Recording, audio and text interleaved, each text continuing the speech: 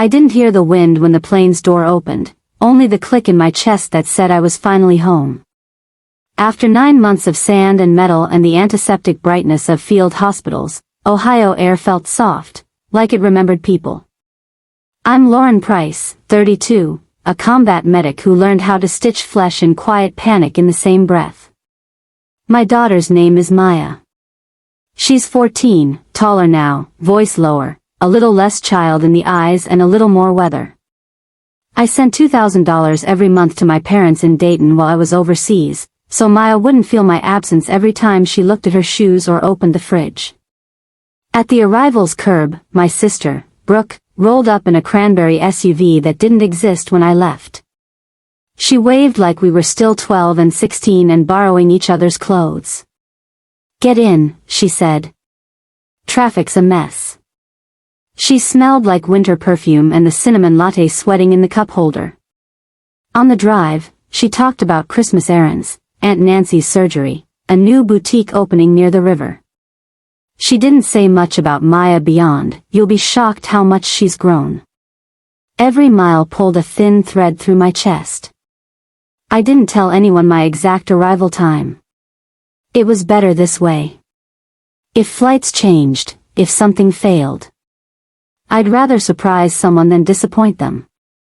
When we turned onto my parents' street, those wide Midwestern lawns, the maple skeletons scratching at the sky, the house looked strange in a way I couldn't name. The porch light was new, brass and bold, and the siding looked freshly scrubbed. Through the front window, I saw a tree that could have doubled as a hotel lobby's, perfect, tall, threaded with gold. Then I saw her. Maya. She dropped a frosting bag and ran. We collided in the foyer like two parts of a magnet that finally remembered how to pull. Her face was buried in my shoulder, and my uniform, washed to death but still stiff with habit, made a crinkle sound when she sobbed. You're really here, she kept saying. You're really here, you're really. Mom fussed about my weight, Dad hugged me like I was a guest and not his kid who'd been sleeping beside generators. Brooke leaned on the stair rail, smiling something tight. In the living room, a plush news sectional sprawled like a cat. On a console table, an art book stack sat next to a vase that had "Not Target" written all over it. There was a framed cruise brochure on the sideboard like a vision board come true, turquoise water, the word "Serenity" looping in cursive. I told myself I was tired, that the desert lives in your head for a while and makes everything look wrong. Dinner was pot roast and perfect lighting. Maya tried to sit inside my ribs. I ate left-handed so my right hand could keep touching her hair. She told me about an English teacher who still believes in paper books, how the soccer team was fine, but not the same, how a girl named Lila wore boots that squeaked. She said she'd joined the book club, but she only went once, weekends were busy. I filed that in a mental drawer labeled "Ask Later." When she reached for the salt, her sleeve lifted. The sweater was pilled at the elbows, and the wrist hem had the kind of stretched-out ribbing that comes from too many years and too many dryer cycles. The jeans were short enough to show a sliver of ankle that had no business seeing December. Her phone case was a spiderweb of cracks. She handled it like a newborn because one more drop might end its small workable life. None of it fit the math of $2,000 a month. Is the money I sent enough? I asked, casual as rain. Maya blinked. What money? The room tipped. Mom's fork paused midair. Dad looked at his plate like it had secrets. Brooke coughed into a napkin. In the seconds before anyone spoke, a decade of childhood trained me to explain things away. You're overreacting, Lauren. You're tired, you're dramatic, you always were. The old family choir warmed their throats. But the medic voice, the one that knows a pupil when it blows wide, whispered, you just found the bleed. That's okay, I said gently to Maya. We'll talk later. After she fell asleep curled against me, breath fogging the window with a small oval rhythm, I opened my banking app. 9 transfers. $2,000 each. Clean as a march. $18,000 gone from my account and supposed to be living as groceries and school supplies and winter boots in my daughter's world. I walked the house at 2 a.m. like a quiet burglar of my own childhood. In Dad's office, a brand new desktop pulsed a screensaver galaxy. The leather chair groaned with richness. A folder drawer slid under my hand like it had rehearsed for me. Inside, an envelope of cruise brochures with dates circled in ink, booking confirmation stapled to a page with the word balcony suite underlined twice. Cost, $5,298 before excursions. Another folder held receipts, jewelry, electronics, a patina green mixer my mother had once touched in a catalog with whispery longing and said, someday. I stared at the numbers the way I've stared at EKG lines, translating them for life or harm. At 6 o'clock, Maya tapped my shoulder with toast and fruit. Grandma says we need to go grocery shopping, she said. We don't have much. I smiled and ate. The jam tasted like sugar and something else, something that rhymed with nerve. By lunch, Brooke had come by with her husband. She wore a tennis bracelet that caught every stray photon. Early Christmas gift, she said, tilting her wrist under the kitchen light. When Maya admired it, Brooke said, we'll go shopping when we can afford it, and tossed a look at our parents that read like a paragraph. After dishes, I helped Maya clean her room. Her backpack zipper had been replaced with a paperclip. The canvas rubbed thin where the math book rides. On the top shelf was a neat space where something used to live. My iPad, she said when I looked at the ghost imprint. Sold it for the science trip. She said it like you say, we ran out of milk. You didn't ask Grandma and Grandpa? They said you couldn't send money because of, like, deployment fees, and that we should be careful. I got a job instead. It's okay. Mrs. Garcia at Cafe Luna is nice. On weekends? Both days. Mostly mornings. She said it like sunrise. She said it like normal. I can lock my face better than most people. It's part of why they trust me with pain. I locked it then and nodded, took a breath, and put another piece of the puzzle in a line the way you set a stair of tools before a procedure. Proud of you, I said. Also not okay. The two can live in the same room if you make space for them. That night, after everyone pretended to watch a holiday movie, I sat alone in the dark and listed things in my head: boots, coat, phone, dentist, calculator, field trips, soccer fees, time. Then I listed their things: couch, computer, car, cruise, bracelet, mixer. Both lists had 9 items. I don't know why that mattered, but it did. Maybe symmetry is a poor woman's justice. I'm not a revenge person. War kills the appetite for that. But I have a spine built from following protocols in chaos. In the morning, I drove to a coffee shop with free Wi-Fi and a wall outlet and downloaded my bank records. Then I called JAG. The attorney on duty spoke in the kind of clean, careful sentences that lay track you can walk on. Financial exploitation of a dependent, he said, can apply when funds designated for care are diverted. Document everything. He emailed templates. He said, be factual. He didn't need to say, don't bleed on the typing. I already knew. Back at the house, Mom warmed skillet pancakes like we were a commercial. We're finishing Christmas shopping later, she said. Do you need anything? I thought of the receipts in the drawer.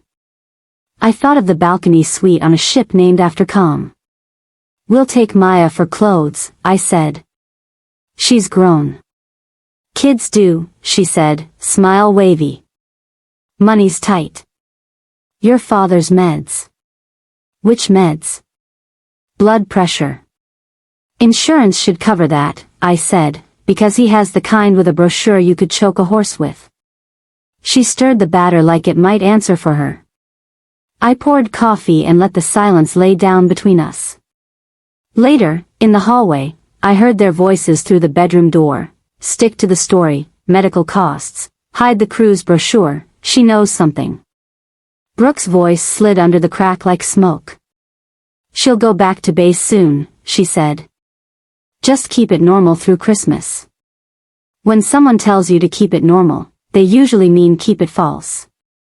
I took Maya to the mall for lunch and, over a styrofoam tray, asked the rest. The cafe shifts. The bike rides at dawn. The duct tape boots because the soles went soft in October and she didn't want to be wasteful. The locket, her father's, sold at a pawn shop for $50 to buy a graphing calculator. I didn't let my voice wobble. I nodded like someone taking a patient history. I said, "Thank you for telling me. None of this is your fault. Not a breath of it." On the way home, I stopped at Lily's house. Her mom, Kate, opened the door with the kind of eyes that have been waiting to tell the truth. "We were worried," she said. She always refused help. "We bought her jeans once." She cried in the bathroom and then came out and thanked me like she was 40. She agreed to write a statement. She hugged me in the doorway like neighbors used to. I drove next to the closed school and met Mrs. Reynolds, the counselor who knows which kids eat quietly in the library to avoid the cafeteria. She showed me notes, sleepiness, grade dips, self-reported work schedule interfering with homework. She said, "We called home. They said it built character."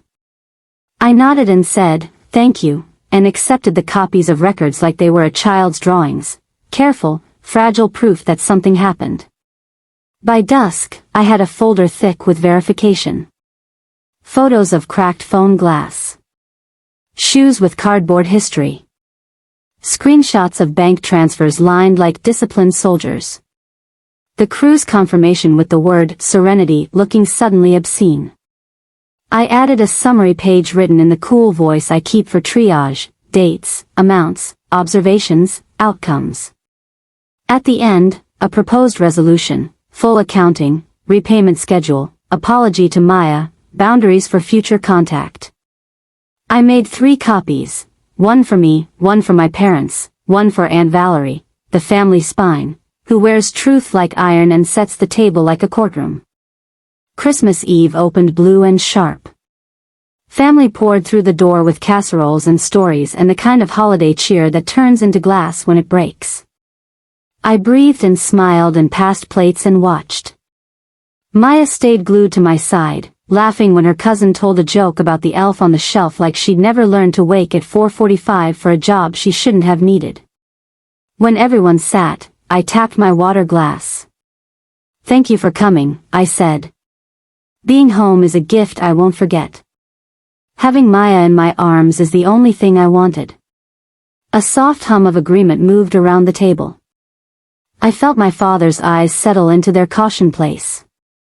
My mother's hand found her wine glass. While I was gone, I said, I arranged for Maya's care and sent funds each month, $2,000, for her food, clothing, school fees, and anything she needed to feel like life was still hers.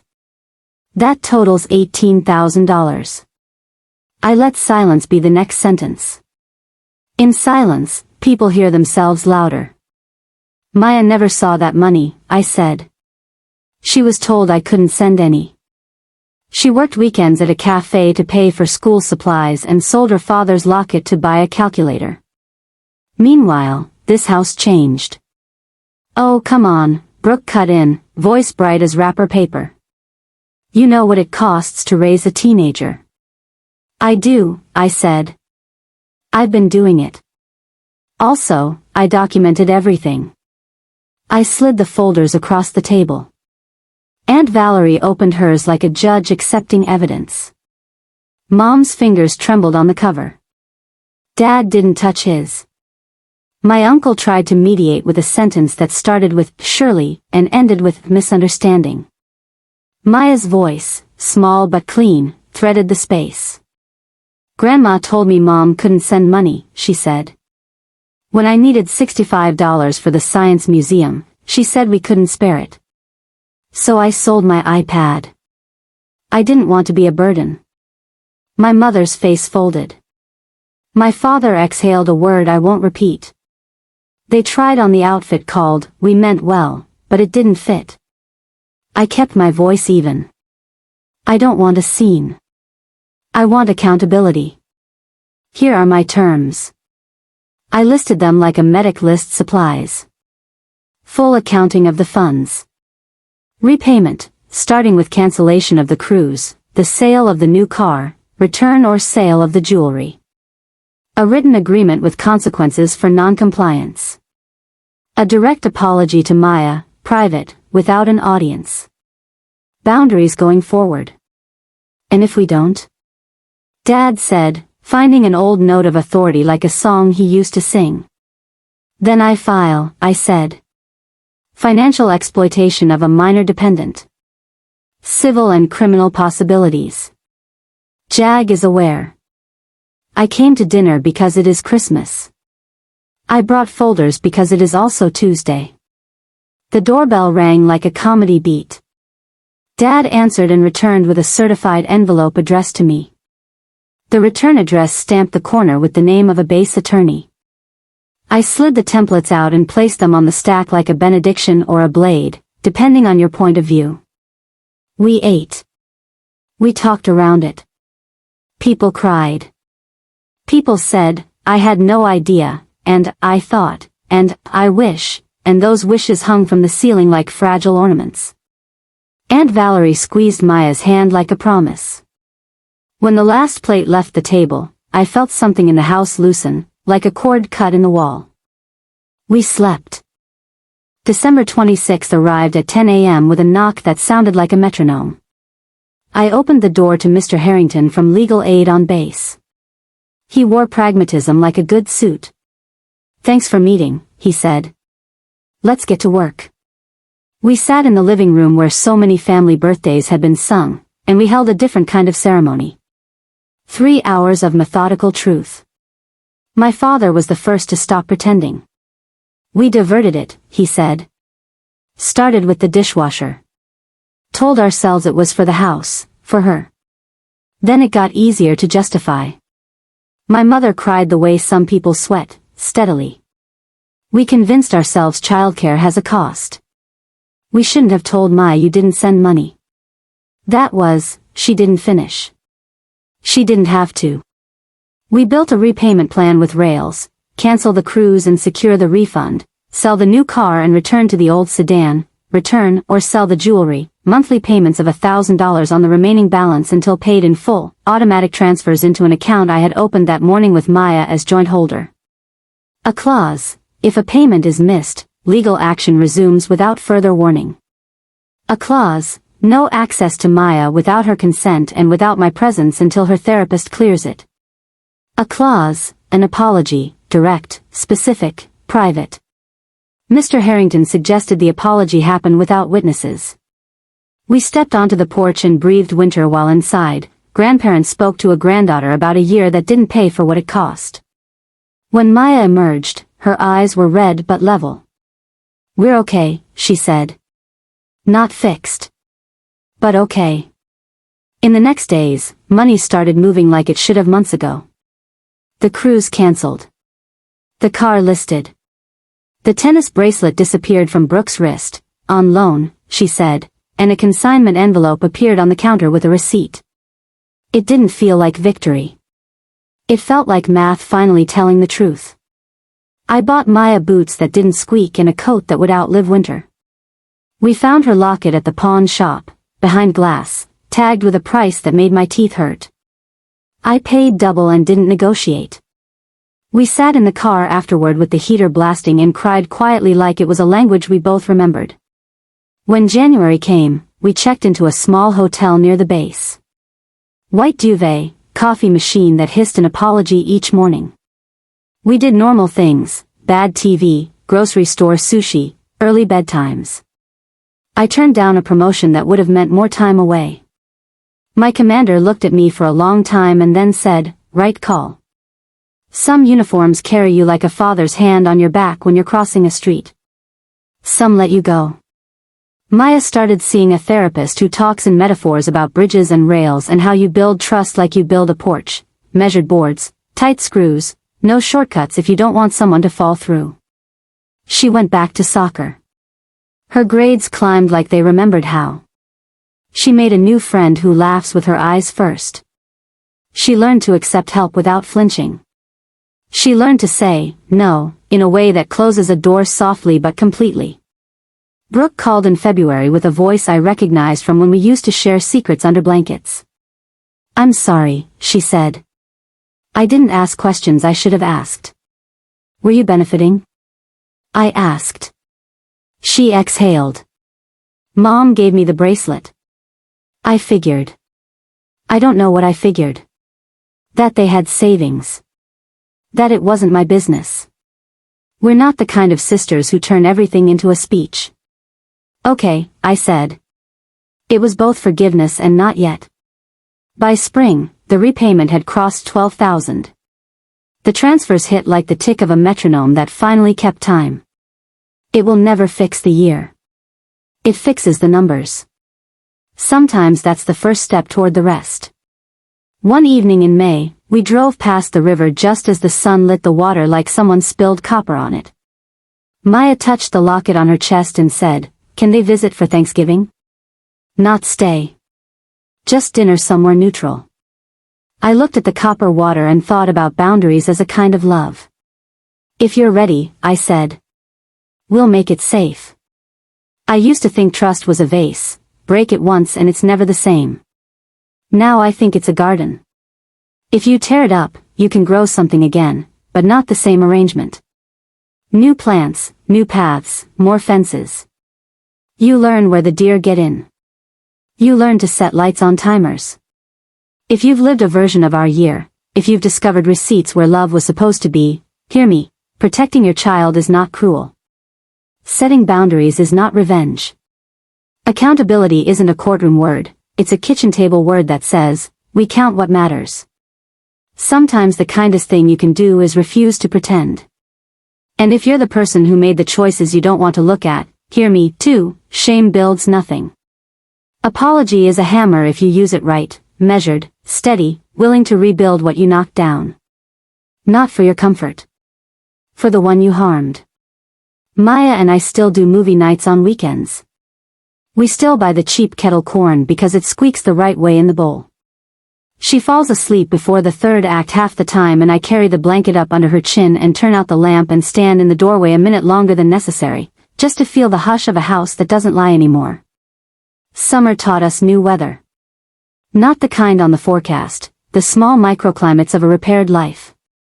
Some mornings were clear and easy, some afternoons surprised us with quick anger showers that left puddles of old questions in the hall. We learned to keep towels nearby. We learned not to pretend the floor wasn't wet. Maya's therapist gave her a sentence she could keep in her pocket: my feelings are information, not instructions. The first time she used it was in July, when a postcard arrived from my parents, an ocean scene that looked suspiciously like the cruise brochure they never took. On the back, proud of your progress. Hope to see you soon. Love, Nana, and Pop. Maya turned it over twice and then set it on the counter with the phone bill and the takeout menu like it was ordinary paper. Later, at bedtime, she cried the soft kind that doesn't shake the bed. Information, she whispered, and I nodded. Not instructions. I answered with my own pocket line, the one I learned in tents with cots in 2 straight rows: slow is smooth, and smooth is fast.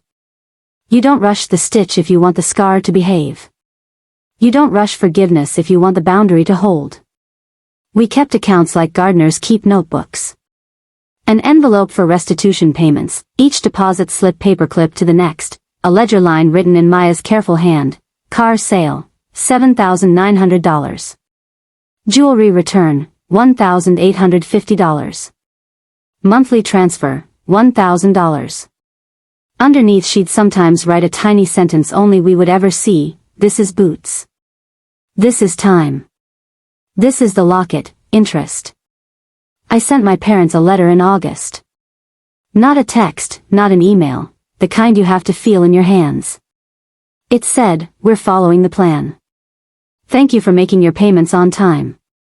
We will consider a brief, neutral visit in October. Conditions attached. Then I listed them like a pilot reads a checklist. Public place. 1 hour. No gifts, no money talk, no rewriting the year. All conversations go through me. If any rule is bent, we end the visit and reset the calendar. Signed with a pen that leaves a thin, unsentimental line. They agreed. Quickly. Too quickly, I thought, because people sometimes agree to rules they intend to charm their way around. So I called Aunt Valerie and invited her to brunch the same day, by coincidence. I don't believe in coincidence anymore. I believe in choosing the table near the exit. We met at a cafe that smells like oranges and toast. My parents arrived looking smaller than I remembered. It's strange what truth does to posture. Mom's lipstick read as apology. Dad's jacket was the old corduroy one he used to wear to my band concerts. Maya held my hand under the table for the first 3 minutes, then let go and folded her fingers in her lap like a person who just decided to be a grown-up. They did a decent thing first. They didn't make the waitress part of our performance. They ordered quietly. They looked at the menu like it mattered. Then my father said, "Lauren, we are following the plan," and slid a printed spreadsheet across to me as if to offer proof, as if the bank notifications that pinged my phone each month were hallucinations I needed to see on paper to believe. I glanced and nodded. "Thank you." Mom turned to Maya. "I am sorry," she said, and I braced for the wrong kind of apology, the kind that detours into weather or childhood or we were under stress. But she surprised me. "I told you lies," she said. "I told you your mother couldn't send money. I let you work when it wasn't necessary. I let you feel heavy on purpose so I would feel lighter. That is the part one think about at night. I am ashamed." There's a particular sound a teenager makes when the adult across from them finally says the true thing. It's not a sob. It's more like a door unlatching. Maya made that sound and then she did something I didn't expect. She looked at me for a second, permission, and then looked back at her grandmother and said, "Thank you for saying it that way." We held the hour like a glass ornament. When it was time, I stood up even though coffee remained. "We're done for today," I said, and my mother nodded like she was grateful someone had decided when to stop. On the sidewalk, Aunt Valerie appeared, by coincidence, greeted us all, and walked my parents to their car. Later she texted, "Your father cried when the door shut. Don't let that change your terms. It just means his thaw has started." September brought school forms and an unexpected quiet at home that felt like wealth. We cooked on Sundays, made meals that could stretch through Thursday. Maya rediscovered silly things with the moral power of sacraments, sticker sheets, thrift store sweaters, late-night pancakes, the exact right pen. She took up photography with the thrifted camera she bought from a senior who was headed to college. Her first series was faces at bus stops, people in the moment between leaving and arriving. "They're beautiful," she said, "because they're not pretending to be anywhere else." I wrote that on a post-it and stuck it inside a kitchen cabinet like a song. In October, Brooke came by with a box. "From Mom," she said. Inside were photos, loose, curled, of me at 6 in a witch hat, at 11 with a gap-toothed smile, at 16 under a paper graduation banner in our backyard. "She's been sorting," Brooke said. Her voice wobbled and then steadied. She's seeing someone. A counselor at church. I don't know if it helps. She says the word sorry less like a shield now and more like a brick. We stood in the foyer under coat hooks we never hung enough coats on when I was a kid, and for the first time since December I saw my sister as a person not just a participant. "Why didn't you ask questions?" I asked, but I didn't put a blade in it. She shrugged and looked at a spot on the floor like Dad does. Because if I asked, I owed something. And I didn't want to owe. She took a breath. "I'm here now." "Okay," I said again. That word had become a tool, small, light, useful. It doesn't promise. It doesn't capitulate. It acknowledges the presence of the next step. We let Thanksgiving approach like a skittish animal. The plan, agreed upon in text, was dinner at a restaurant on the river at 4 o'clock, early, short, public. Aunt Valerie reserved the table and promised to arrive first and leave last. When the day came, Maya wore navy and the locket and the camera. For bus stop faces, she joked, and I smiled in a way I hoped didn't look like fear. We ordered turkey and salmon and a side of restraint. Conversation stuck to safe scaffolding, school updates, the weather's indecision, a TV show everyone pretends to like. Halfway through, Mom tried a small spill. I started a part-time job at the library, she said, eyes on her water glass. Shelving books. It landed in the center like a white stone. Not defensiveness. Not deflection. Something like penance. I like the sound of carts, she said. I let myself see her hands, the same ones that plaited my hair and signed permission slips and once slapped the counter when I told her I wanted to enlist. Hands can learn new work. At dessert, Dad said, I fixed Mr. Alvarez's porch. He paid me in cash and tomatoes. He tried a grin and then dropped it. We are paying what we owe. He looked at Maya when he said it, not at me. She held his gaze. Thank you, she said, and then took a picture of their hands near the salt shaker. Later she showed me the photo, the map of veins, the geography of age and youth in one frame.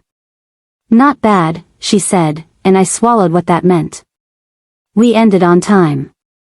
On the walk to the car, Maya exhaled a laugh that was 1/3 relief and 2/3 something I couldn't label. That was, okay, she said, and in our new language, okay means the bridge held our weight for 1 hour. Winter returned with its own tests. February has a way of rattling fences. One night, after a long day, a message slipped through from my mother without the group text we'd agreed upon. Can I just come by and drop off a quilt I made for Maya? I read it twice. The old part of me, the 15-year-old eager to be the good daughter, the one who gaslights herself first so nobody else has to, reached for the doorknob. The new part, the medic who knows, just, is a word that can sneak gurneys up a narrow stair, put her hand on mine. I texted back, thank you for thinking of her. Please leave it with Aunt Valerie.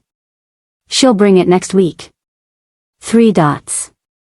Then, understood. Later, Aunt Valerie sent a picture of a quilt with blue squares and a single bright red one in the corner. She told me that square is for the month she wants back, my aunt wrote. She's learning to sew truths into cloth.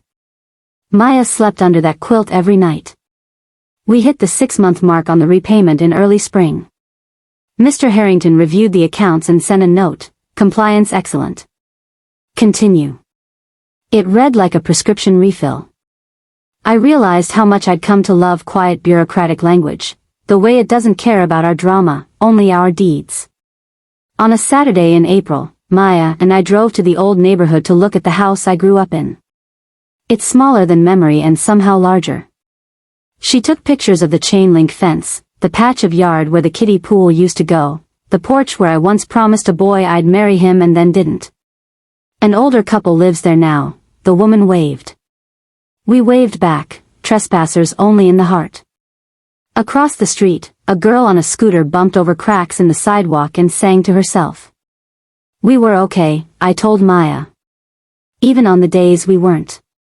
She slipped her arm through mine. I know, she said. I can see the good bones. In June, her school hosted a small awards night that wasn't about trophies, just teachers standing in front of an auditorium saying one real sentence about a student.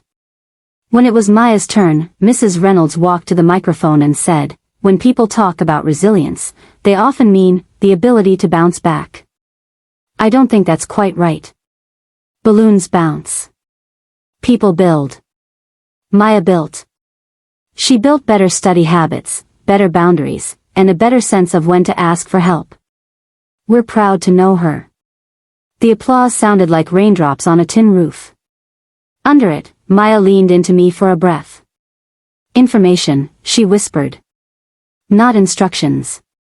And then she smiled the smile she had when she was 5 and had just made a tower of blocks taller than her head. That night, we sat on the floor with takeout and talked about small futures. She wants to work part-time at the camera shop. She's thinking of engineering and art because someone has to build bridges that look like music. I told her about a course I might take in the fall, Advanced Trauma Interventions, stateside. No deployments on the horizon, she asked. I shook my head. Not if I can help it. She nodded and didn't say the obvious, life is slippery, but her shoulders dropped like a backpack set down. We still get the odd gust. A cousin at a barbecue says, families share, with a complicated smile. An old neighbor says, I'm sure your parents meant well, like good intentions can fill a refrigerator. We don't take those baited hooks anymore. We look at each other and then at the sky and remark on the weather. Not denial. Discernment. There's an economy to attention you learn after a year like ours. The final repayment posted in late August, a number with 2 zeros that meant more than money ever gets to mean. We didn't ring a bell. We didn't pop anything. We stood in the kitchen at the counter and looked at the confirmation and then at each other, and Maya said, this one is time, and I said, this one is dignity, and then we went for a walk at dusk because sometimes the holiest way to mark the end of a math problem is to count lightning bugs. A week later, my parents asked for a visit at a park, no agenda, no extras. Aunt Valerie came. Brooke came and brought folding chairs because that's who she is when she's not pretending. We sat under a sycamore whose leaves clap when the wind approves. My father handed Maya a wooden box he'd made in his garage from oak offcuts. Inside, a small plaque read, for safekeeping. My mother had a scrapbook she'd assembled, not of baby pictures this time but of the last year, receipts, notes, the apology written again in her own hand under a photo of the library cart. They had taken our terms and made them into a ritual. Not performative. Penitential. Not perfect. Human. Maya closed the lid on the box and set the scrapbook on top of it. I'm not ready for holidays at houses yet, she said. But this was good. Good, I said. And I meant it. The word had graduated inside us, gone from survival to honest appraisal. Good didn't mean everything fixed. It meant the bridge held again today. That night, I wrote my daughter a letter. Not for now. For some future drawer. It said, Dear Maya. If you ever find yourself in a year that takes more than it gives, here is what I know, you can start counting out loud. Names, dates, amounts, feelings. Count them like bread loaves, like breaths, like stitches. Tell the truth even when your hands shake. Get help that cares about facts more than faces. Choose a witness who will sit like a lamppost at the edge of your storm. Write terms as if you love the person you're protecting, because you do. Set your boundary like a fence and then be the person who fixes the hinge when it squeaks so you won't be tempted to rip the whole gate off next time. Remember that an apology is a beginning, not a discount code. And darling, leave room for the red square in the quilt. The month you want back. The trip not taken. The bracelet returned. Let it stay red. You don't have to dye it beige to move on. Love, Mom. I folded it and put it in the wooden box under the locket, oak holding gold, and closed the lid. Somewhere in October, with leaves doing their dramatic exit, Maya and I sat on the back steps with mugs that steamed like little factories. She pointed at the sky where geese made a V that wasn't quite even. Do you think they know when one side is heavier? She asked. They do, I said. They rotate the front bird. They take turns breaking the wind. She nodded and watched them go. Maybe that's what families are supposed to be, she said. Not everyone coasting behind the same person forever. Taking turns at the hard part. Maybe that's exactly it, I said. We were quiet then, the good kind, the kind that tastes like cinnamon in cold air. If you've made it this far because your own kitchen table has felt like a courtroom, here's what I'd keep on the chalkboard. You are allowed to pause the celebration to tell the truth. You are allowed to ask for receipts and not apologize for the ask. You are allowed to protect a child's childhood even if people whisper the word ungrateful at your back. You are allowed to rebuild with new blueprints. You are allowed to love what's left and still demand it be better. And, this part surprised me, you are allowed to let in measured mercy when the ledger finally balances. Mercy isn't forgetting. It's a light you clip to the fence so people don't crash into it in the dark. We still do Friday movie nights. She still falls asleep before the third act half the time. I still carry the blanket up under her chin and turn off the lamp and stand in the doorway a minute longer than necessary, just to hear the hush of a house that learned how to keep promises again. If this story is information for you, let it inform you toward your own terms, your own lampposts, your own red square in the quilt. And if it's an instruction, let it be only this: protect the soft, count the real, and keep the bridge.